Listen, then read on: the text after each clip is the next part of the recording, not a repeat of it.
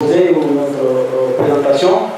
Donc Sanrou, je vais parler en fait, je vais beaucoup plus parler de Sanrou, mais Sanrou, ce que Sanrou fait est pratiquement la même chose que ce que les autres organisations basées sur la foi font. Surtout, ici je vais dire, surtout l'Église catholique, la Caritas. Donc, c'est une organisation basée sur la foi qui a comme mission de contribuer à aider les gouvernements à trouver de moyens et des activités qui améliorent la santé de la population congolaise. Donc, je vais vous parler un peu, justement, passer en revue très rapidement les contextes. Nous avons ici, comme vous pouvez les voir, c'est un pays assez immense qui a, excusez, je suis allé très vite en besoin. Oui, un pays assez immense et qui a de dimensions que vous pouvez bien facilement voir sur ce dia. Et là, en bleu, ce sont quelques routes asphaltées que nous avons eues dans le pays des années 2001 jusqu'à 2010, je vais dire. Et ensuite, il y a eu la guerre entre 1991 et 2001. Et ensuite, à partir de 2001 jusqu'à 2010, il y a eu vraiment persistance de poches de violence et de violence et de conflits, surtout à l'Est, qui ont empêché les pays à pouvoir bien évoluer. Et là, je vous montre un tout petit peu l'allure que le système de santé a pris pendant cette période. Donc en 1991, notre pays était vraiment parmi les pays qui avaient un système de santé assez bien performant. Mais à partir de ce moment-là, à cause de tous les éléments qui sont là, je crois que vous pouvez facilement lire pour que je ne me perde pas là-dedans, et à cause de tous ces éléments, surtout la rupture de coopération et ensuite les crises politiques et tout cela, l'allure a complètement changé, tout a collapsé un peu pratiquement dans le pays. Alors, ce système de santé dont je parlais tout à l'heure, c'est un système vraiment qui était très très bien défini et qui en réalité prend en considération les aspects du niveau national jusqu'à la communauté. Mais il faut savoir que ce système est plus géré ou co-géré avec les organisations basées sur la foi. Et là, je vous donne juste un peu comment ce système est organisé. Nous avons l'hôpital général de référence, nous avons le centre de santé de référence, le centre de santé, et ensuite nous avons les organisations communautaires. Et là-dedans, nous avons surtout ce que nous appelons les comités de santé ou les comités de développement communautaire. Et effectivement, il y a le ménage. Alors, c'est ce que je venais de dire tout à l'heure. Donc, il y a à peu près 50% de services de santé qui sont fournis par les organisations basées sur la foi. Et aussi 50% presque de structures de santé sont la propriété des organisations basées sur la foi. Bon, là, effectivement, je voulais montrer un tout petit peu comment cette co-gestion ou co-management se fait entre les organisations basées sur la foi qui marchent assez bien avec l'État, alors que de l'autre côté, nous avons surtout les privés qui sont toujours un peu à couteau tiré avec le gouvernement. Et là, c'est juste pour vous montrer comment ces structures sont réparties sur le pays. Donc en bleu, ce sont les structures ou bien les zones de santé qui sont gérées par l'Église catholique, c'est-à-dire la Caritas. et un peu en mauve, ce sont les protestants, et le reste en jaune, ce sont les privés et les autres, et en blanc, c'est l'État. Alors, quelles sont les actions, effectivement, au travers Sanrou, pendant une certaine période, que Sanrou a effectuées et qui sont aussi, en même temps, ce sont les mêmes actions qui sont aussi effectuées par les autres organisations, comme je disais, surtout la Caritas. Donc, nous avons surtout le but de ces actions pendant toute cette période de guerre, c'est-à-dire de 2001 à 2010. Ces actions ont plus vraiment visé l'accessibilité aux soins de santé, la disponibilité, la mobilisation de communautés et aussi surtout l'offre gratuite ou bien la gratuité de soins de santé, surtout de la prévention. Et ces actions, en fait, je peux les résumer, mais qui sont reprises, pour toutes ces actions, sont reprises dans deux documents qui sont les documents officiels de l'État et même du pays, c'est-à-dire le paquet minimum d'activités qui est défini par l'État, mais ensemble avec les organisations et les partenaires, et aussi le paquet complémentaire pour l'hôpital. Alors ces activités ou bien ces actions sont énumérées là-bas, c'est beaucoup plus des actions basées sur le soin de santé primaire et l'éducation, l'eau et l'assainissement, la formation du personnel, l'approvisionnement en médicaments, etc., comme vous pouvez le voir. Tout ce que je venais de dire, et surtout les contextes dont je parlais tout à l'heure, à partir de 2001 jusqu'à 2010, effectivement, les indicateurs du pays étaient déjà vraiment au bas, au plus bas possible, mais avec les efforts dont je venais d'énumérer tout à l'heure, donc les indicateurs ont commencé à changer petit à petit, et ensuite, maintenant, en 2013 et 2014, on a fait une enquête démographique dans tous les pays, et vous voyez un peu le changement, une amélioration des indicateurs de base et même aussi des indicateurs d'utilisation de services qui ont suffisamment changé. Alors, les difficultés et le challenge.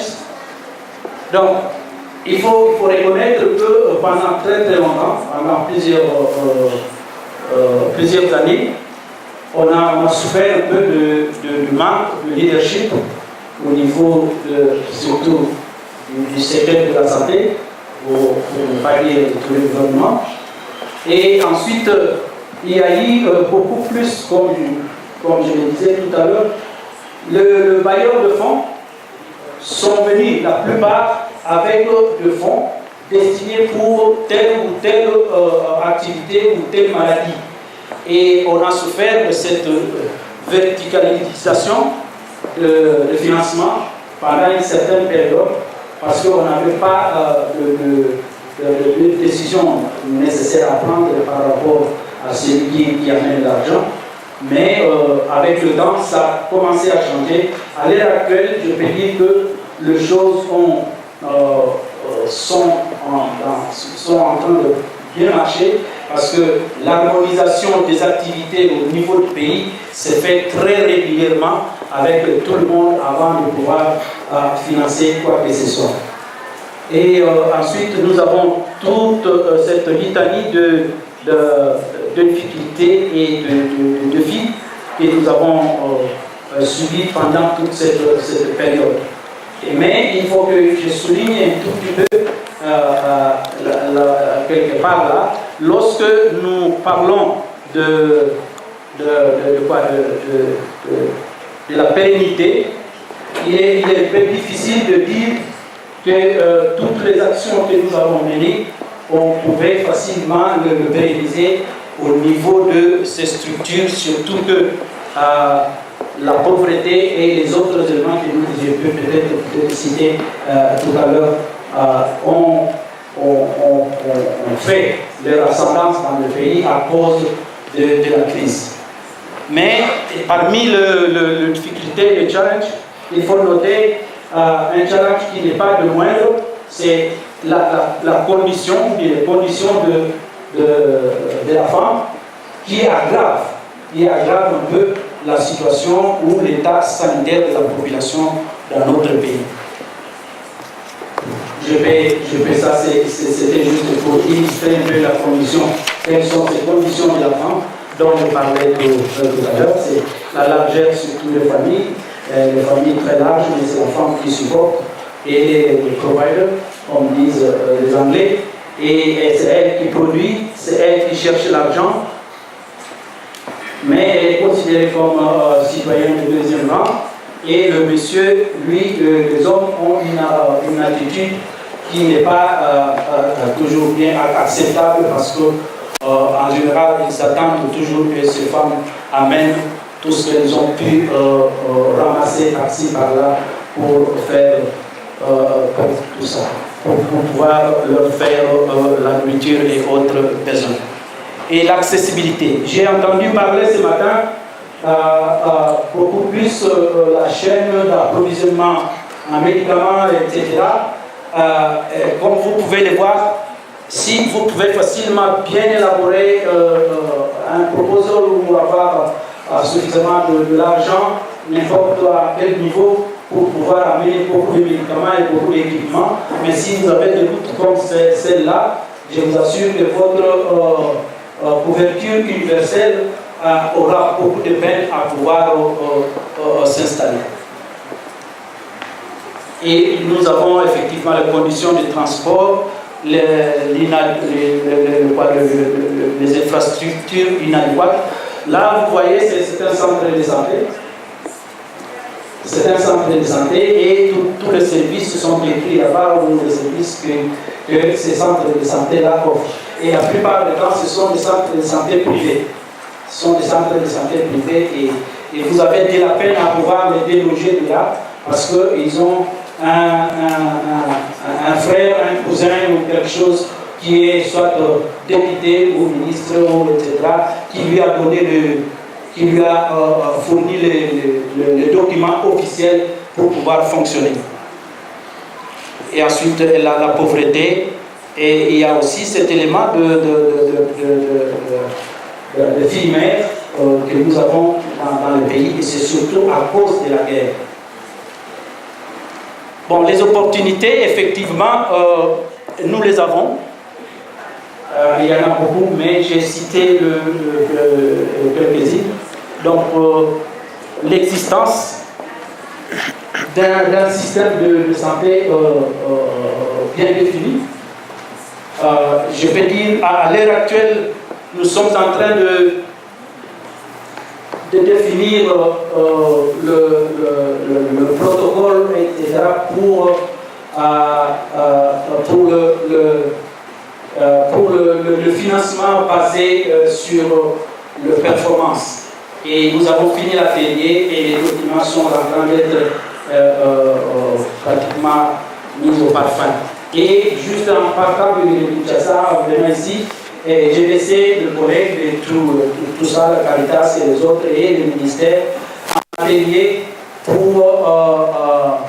pour fignoler un peu les éléments sur la couverture universelle. Et il y a déjà une loi, comme j'ai démontré là, il y a une loi qui est en train de sortir pour se faire. Donc il y a juste quelques éléments que vous pouvez lire sur ces dias pour nous permettre de dire que c'est une source de succès si on se tient à tous ces éléments-là. J'ai dit et je vous remercie. Everything about it is a lot of times is the Gurkha regiment in the British Army. The Gurkhas are, they are recruited from the hill tribes of Nepal. They're not very well educated, but they are extremely good at following a system. And that is the way the Gurkha regiment has been feared over 300 years, and is used by the British Army for all its toughest jobs. So, in the same way, if you've got a good system, you can achieve a lot, even in an environment where many of your staff are going to have uncertain technical knowledge, where you're going to have people working in technology or analyst positions who have maybe picked up something in the diaspora if they've been lucky, or as with a lot of our payroll managers have little above certificate level education. Here are a couple of examples of tools like this. The HR system that's currently being put in place for the Ministry of Health in South Sudan, and across here, the part of the attendance monitoring and school funding system that's being put in place as well. Let's skip back to the presentation. So that's great. And the thing about management information systems is that they join together, and once you start chaining them on, they are more than the sum of their parts. So if you fix payroll, your fraud will begin in HR. If you fix HR, your fraud will begin in attendance, and so on and so on. But progressively, if you bring those things together, you have more opportunity to drive better results and to create a virtuous cycle. And we are very fortunate to live in a time when connectivity, mobile telephony is changing things so that information can flow faster. You can join up HR, attendance, payroll, getting money down to schools and now clinics. In the last year, we have taken South Sudan from having 100 schools with bank accounts to having 3,000 schools with bank accounts, and almost all of those schools have had something in their bank account from, and this is the best bit, from the government of South Sudan, not from the British government which funded the project. So, this jump over enables you to do more things. It enables a radical decentralization, which in a state which is sometimes poorly governed, sometimes in some fragile states even predatory, a radical decentralization of resources, whether you want to think about it in the terms of subsidiarity, as the Catholics would, whether you want to think of it in some practical management terms. As one of my government colleagues said, at least if it gets to the village and it gets stolen there, it's in the village. Which is a sad thing to say, and actually, we've got a damn fine story to tell on school grants, and I expect to see the same on health facility grants, about how actually the accountability for the money that has gone down has been rather better than for some of the money that has stayed up, where people say, oh, we have too many capacity problems to account to you, no, that will have to delay. And then you get this beautiful ledger back from the smallest school, back in the backwoods towards the Congo border, and you think, was it really like that? Anyway, let us move on. Sometimes government wants to implement systems, it wants to implement management information systems. Sometimes it is the case that the church needs a management information system, or church and faith-based providers need them just to do their own job. Sometimes it's the case that you can start from the church side or the faith-based side, and you set an example, and then the government says, yeah, actually that works quite well. We'll try that now.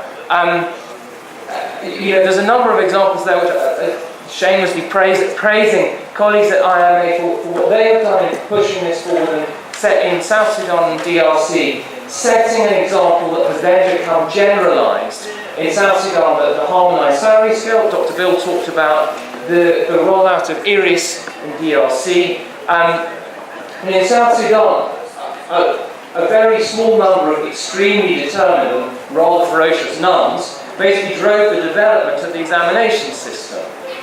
A key point here is to think about being sectoral. We talk a lot about when we are divided between the churches, we are less effective. But it's also worth thinking about, there are different kinds of tribalism. Sometimes we can kind of produce a kind of sectoral tribalism if we're health or we're education. Whereas what we've found in South Sudan, certainly, has been that when you join up across sectors, you make things more robust. So there was an implementation of IRIS in South Sudan, and it is somewhere sunk in the Nile, I'm afraid, because it got lost in the health sector and it got lost in the directorate that it was done. It was done quite a while ago. And when we come back at the HR problem now, we come at it with an overtly cross-sectoral approach to say an HR system that will work in health that is going to roll to education. An approach to school capitation grant funding that is now rolling across to health. Safety in numbers, and to a certain extent playing games to see who is most willing to reform and move. And if you find a reformer in one sector, you move it that year in that sector, and then you carry on. I want to talk about the church and politics very briefly. Politics is the affairs of the city. Party politics is not for the church, but engagement in talking about politics of how our countries are administered and how services are delivered is absolutely a role for the church. In my own country, the bishops of both the Anglicans and the Catholics have just issued guidance ahead of the election. They don't say you must vote for these people. They do say you should think about these things when you vote. One of the things that is striking to me, and this is not an original thought, some of you will know Rob Yates, who formerly DFID and WHO, now with Chatham House, who has talked a lot about the political benefits to politicians of delivering services. And I think we need to be quite clear, particularly in fragile states where there aren't many services, there is a real opportunity here to say, if you are trying to bring your country together after a period of conflict, if you want to be liked, if you want to be re-elected, spend some money on health, spend some money on education, put that money into all the facilities, not just the government ones. If you put that money only into the government ones, people may think it is a patronage network. If you are putting it to all facilities that are delivering, or to all schools that are educating children, people will know that you are intent on building one country, and it becomes a virtuous struggle and a good thing that builds up a nation. And there's some examples there of more or less, post-crisis situations, some of those just normal developmental situations, some where it's been of overt political benefit to the person who's done it, and nothing wrong with that. Service delivery can be a way that we build up the church as well. It orients us to the values of the church. It reminds us of what we are trying to do. It creates a practical way to be church together. It's the doing is part of the worship. But at the same time, there needs to be a bit of vigilance about how we do it. We need to challenge ourselves. Sometimes church services, church-delivered services, can become elite. We've talked a lot about delivering for the rural poor. Sometimes the church delivers for the urban elite, and we need to think about how do we use that. The Jesuits are very good at delivering to the urban elite. They say, we deliver to you, but we get in your skull, we get in your psyche, and we use you to go and deliver for the rural poor for the next generation. How are we using, where we are in those situations, how are we using that situation? Do we use it to perpetuate an elite? Do we use it to form a better country? In a sense, I'm not telling you anything you don't know here about the strength of the church and FBO service delivery, and I don't propose to say an awful lot about it, except maybe to say that there is a story about value here that we need to shout about money specifically. This thing that has come out from DFID on Friday, and as the soins de santé primaire, IMS and Sanro's collaboration in DRC, quadruples the number of beneficiaries through a doubling of funds. I know the accountant who wrote that sentence. She is a serious accountant. But she's able to say that because the numbers speak for themselves. In South Sudan, we found the church was building schools for 1/3 of the cost of the World Bank. The World Bank is supposed to be good at procurement. Sometimes you also find perverse situations, like in South Sudan, where you land up with international NGOs running the primary services, and the sisters doing their best to run the secondary services with far less resources. And you can get into these perverse situations where you're having to move the donors along. And as I say here, sometimes in these contexts, everybody wants service delivered at scale, but the donors who cycle through very, very fast in fragile states, they don't always know the church. The word diocese is a closed, they've never heard it before, they might have heard of a bishop. They've come from a post-Christian world, and so they need to be educated to church. But also the church needs to make its pitch to them well, and needs to have the right structures. We can't be too proud of this. Sometimes the problem is with the church. As I say here, it's important that people can see that the bishop is not the chief financial officer. Sometimes, the prayer at the consecration of bishops says, you need to be a shepherd, not a wolf. But occasionally we do get wolves, and we need to know how to do some wolf management.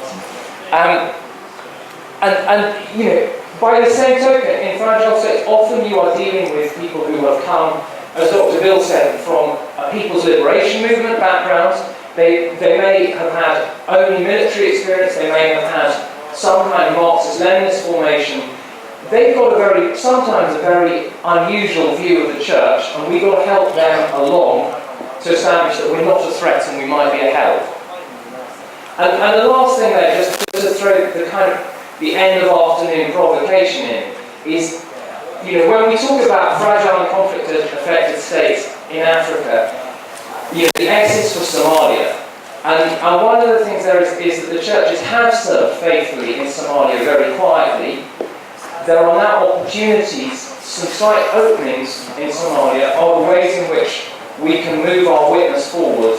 Is there a way in which the church and faith-based organisations could be calls to go there? Thank you very much.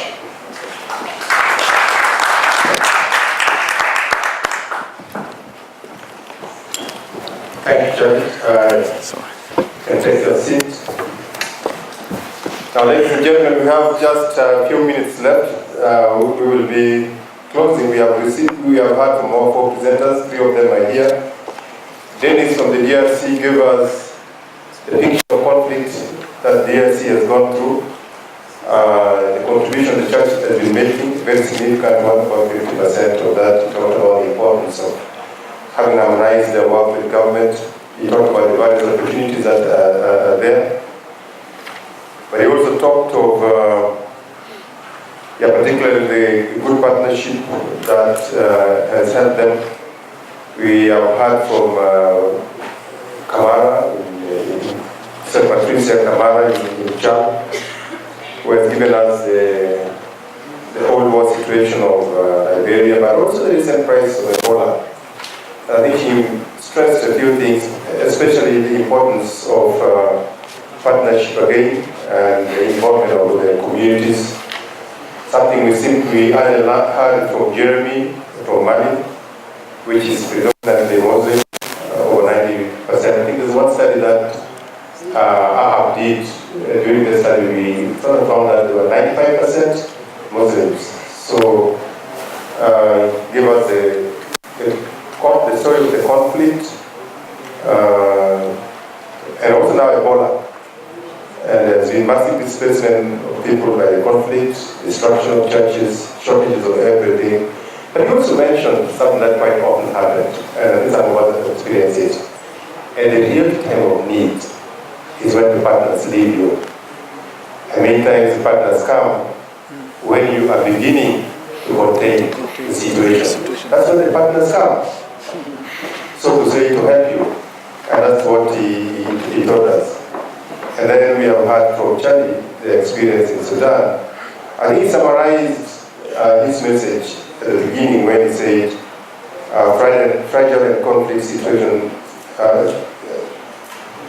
fragile and crisis situations need stronger management systems than any other situations, because things are more fluid, things are more unstable. You need systems that are robust, that can respond to the situations. And he gave us a few lessons. Among them again was intersectoral collaboration, voices of the church coming out to play appropriately, especially in terms of making people do things right. And you see the other churches can play very strong positions. But also, I think he drew our attention that international interventions and also the church sometimes can be perverse if not directed very well. Sometimes say we are not all the time saints. Things may actually happen wrong even when we are fully expected to do the right thing. I want to give just a few questions, preferably maybe not more than 2 questions for each of them, if necessary. Remember, we're having another session after this, and the other group outside there is waiting to come in. So I will start first by people who would like to give some questions to Dennis. Let them ask just 2 questions and one right over there. Thank you. Thank you, Dr. Denny. One question. You said that in the Democratic Republic of Congo,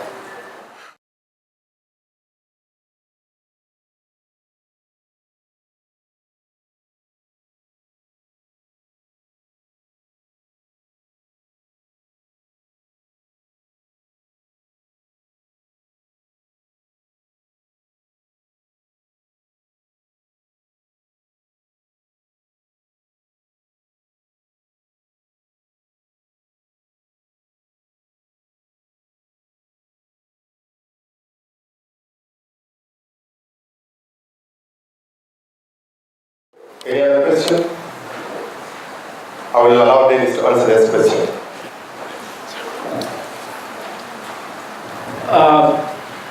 En général,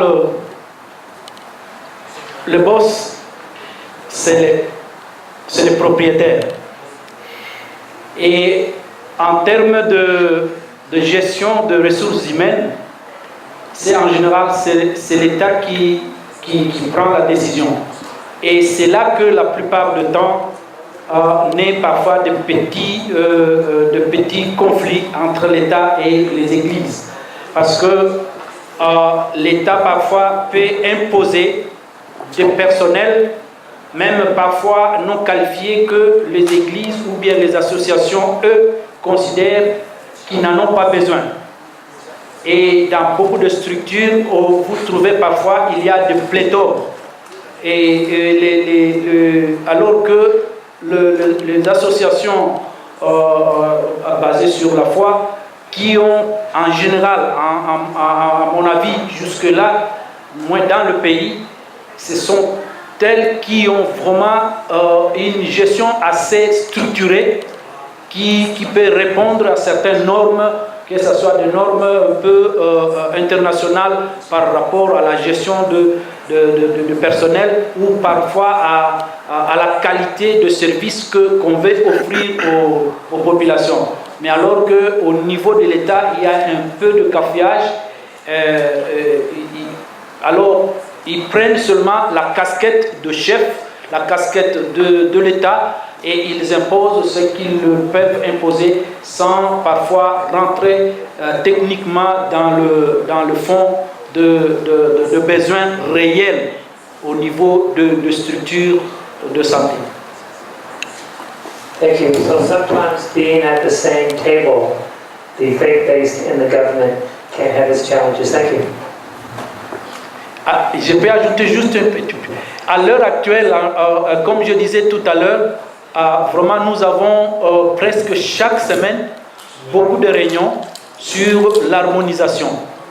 Et l'harmonisation tient compte maintenant de toutes les activités qui doivent être menées au niveau de structure de l'État. Qui fait quoi et qui amène quoi et combien est-ce que chacun amène et comment il amène ça. Donc tous ces éléments sont en train d'être maintenant suivis vraiment à la loupe. Et même par rapport aux bailleurs de fonds, je crois qu'une voix est en train de s'élever pour dire, si vous venez avec l'argent, vous dites, moi j'ai cet argent pour le domaine de la santé.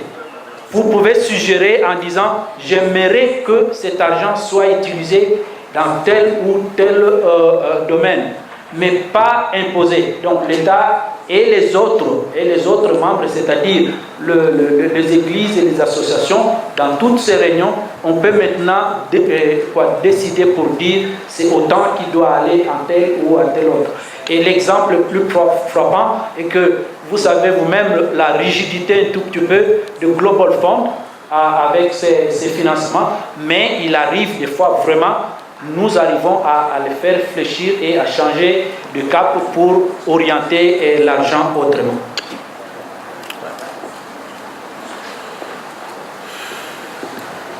Thank you. Our next set of questions will go to Charlie. Anybody has a question for him?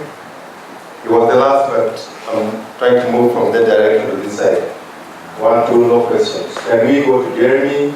Any questions for Jeremy?